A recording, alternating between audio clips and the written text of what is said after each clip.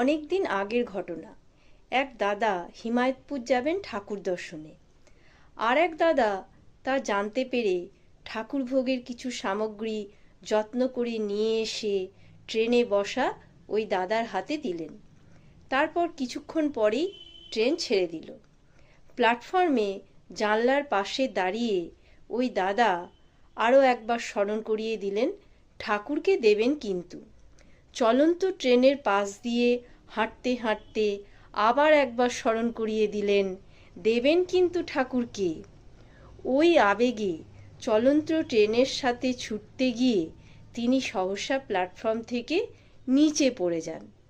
কম্পার্টমেন্টের যাত্রীরা সবাই high high করে উঠল, নিশ্চয়ই ট্রেনের চাকার তলায় চলে গেছে।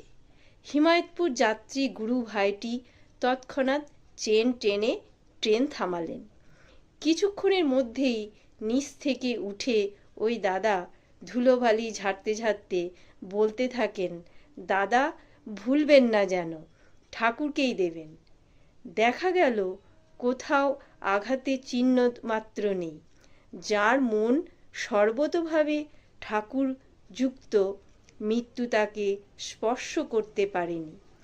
অসাবধানতার দরুন আমাদের শরীরের উপর দিয়ে অনেক কিছু ঘটে যেতে পারে, কিন্তু মৃত্যু আমাদের স্পর্শ করতে পারবে না যদি মন তাতে ন্যস্ত থাকে। আমি কিন্তু কিছুই চাই না, রক্ষা চাই না, হতাশ কি জানি না, আনন্দও জানি না, আমি শুধু তোমাকে চাই, তাই আমি ছুটে চলেছি। এই যদি মন হয়, সব অবস্থায় তিনি আমাদের রক্ষা করেন, সর্বদা তিনি মঙ্গল করেন। এক কর্মী দাদা জানালেন, তার বোন তাকে দোষারোপ করছে, বলছে মা শয্যাশায়ী আর তুমি দীক্ষা দিয়ে বেড়াচ্ছ।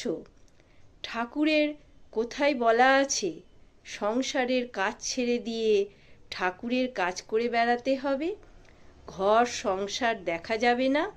এ কথা ফোনে শুনে তিনি যেখানে দীক্ষা দিচ্ছিলেন সেখান থেকে বাড়ি ফিরে আসছেন। ফেরার পথে তার মনে পড়ল, শ্যাম রাখি না কুল রাখি।